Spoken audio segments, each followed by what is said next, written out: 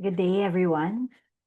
In behalf of Renew Health Philippines, I'd first like to thank the Juvenile Justice Welfare Council, headed by Attorney Tricia Oco, and their focal person, Ma'am Esme Distor, for inviting Renew Health to partner with JJWC for this activity.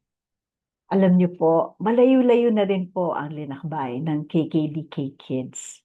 We actually began to work on this way back in 2019.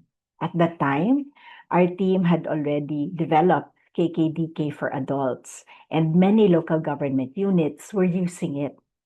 And then in the early 2019, the Ateneo de Manila University invited Bishop Ambo David to talk about their experiences in Caloocan and what they were doing for the persons who use drugs.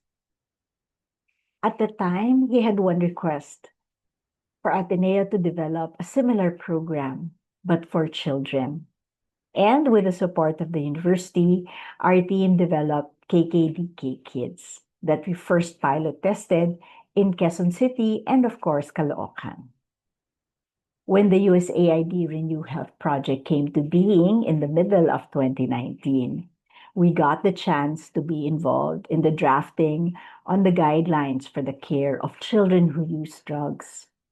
And based on these guidelines, King Philart, who is your facilitator today, led the redesign of the KKDK Kids program to provide greater flexibility in its delivery. We pilot tested this new program and developed the materials to go with it. So we are very happy to be able to do this training and roll it out through JJWC. I'd like to thank our facilitating team, headed by Mr. Ryan Reneses, King Philart, Mariel T., and Jason Soliman.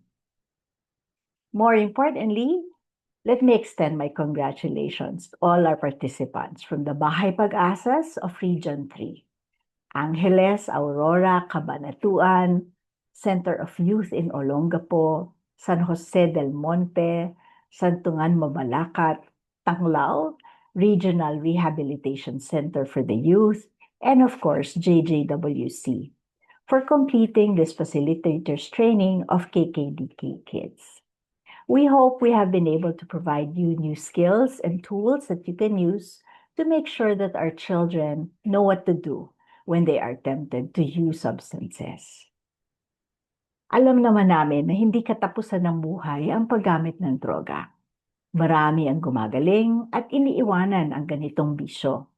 Sa tulong ninyo, sana'y dumami pa ang mga bata na maging mas matatag at magkaroon ng magandang kinabukasan.